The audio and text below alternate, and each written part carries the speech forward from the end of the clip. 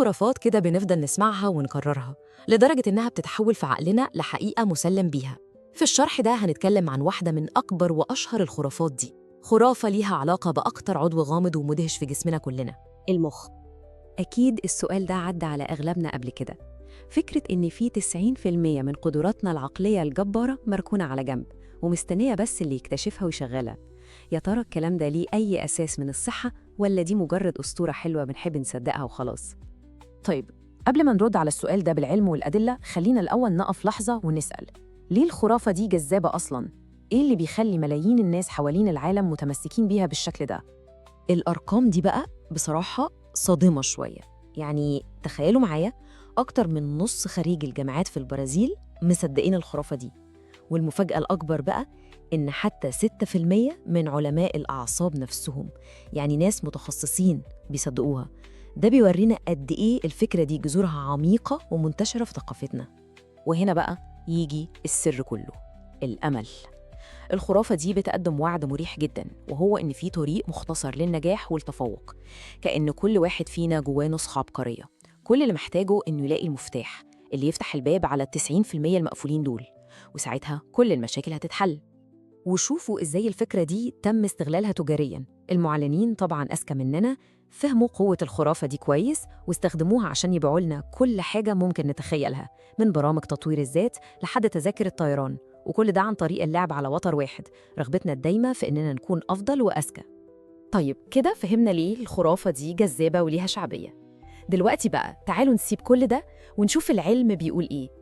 هنا هنستخدم الأدلة القاطعة عشان نفصل بين الوهم والحقيقة مرة واحدة وللأبد. ودي أول حقيقة علمية صادمة. المخ ده عضو شره جدا للطاقة. تخيلوا، برغم من إن حجمه صغير قوي بالنسبة للجسم، هو لوحده بيستهلك خمس الأكسجين اللي بنتنفسه. هل ده منطقي؟ هل يعقل إن عضو مكلف بالطاقة دي كلها يكون 90% منه قاعد مش بيعمل أي حاجة؟ ومن وجهة نظر التطور بقى الموضوع أوضح. الجسم ده عامل زي شركة بتحسب كل قرش، عمره ما هيبني أعضاء مكلفة إلا لو ليها وظيفة حيوية ومهمة. يعني الانتخاب الطبيعي كان زمانه تخلص من أي نسيج زيادة مش مستخدم عشان يوفر الموارد دي. فكرة إن 90% من المخ قاعد كده احتياطي، دي فكرة بتتعارض مع أبسط مبادئ علم الأحياء. والأدلة من الطب كمان قاطعة. يعني لو الخرافة دي صح، يبقى لو حد اتخبط في دماغه المفروض ما تبقاش كارثة قوي، لكن الواقع بيقول العكس تماماً. أصغر إصابة في المخ ممكن تسبب شلل أو فقدان للذاكرة أو للقدرة على الكلام. وده بيحصل ليه؟ ببساطة لأن كل جزء في المخ له وظيفته الحاسمة والمهمة. والفضل التكنولوجيا الحديثة اللي بتخلينا نشوف المخ وهو شغال قدام عينينا. أجهزة تصوير المخ بتورينا إن مفيش حاجة اسمها مناطق مطفية أو غير مستغلة. سواء كنا بنتكلم أو بنسمع موسيقى أو حتى قاعدين ساكتين مش بنعمل حاجة، المخ كله شغال وفي حالة نشاط دائم. ودي بقى الضربة القاضية للخرافة. في علم الأعصاب في قاعدة أساسية ومهمة جداً اسمها استخدموا أو افقدوا. أي خلايا في المخ بتفقد وظيفتها، الجسم مش بيسيبها كده وخلاص، يا إما بتضمر وتموت أو المناطق اللي جنبها بتستولي عليها. فكرة إن 90% من المخ السليم قاعد في وضع الاستعداد هي فكرة مستحيلة علمياً. طيب بما إن الخرافة دي غلط تماماً بالشكل ده، السؤال اللي لازم يتسأل هو هي جت منين أصلاً؟ يلا بينا نلعب دور المحققين شوية ونرجع بالزمن عشان نشوف إزاي الإشاعة دي بدأت وانتشرت.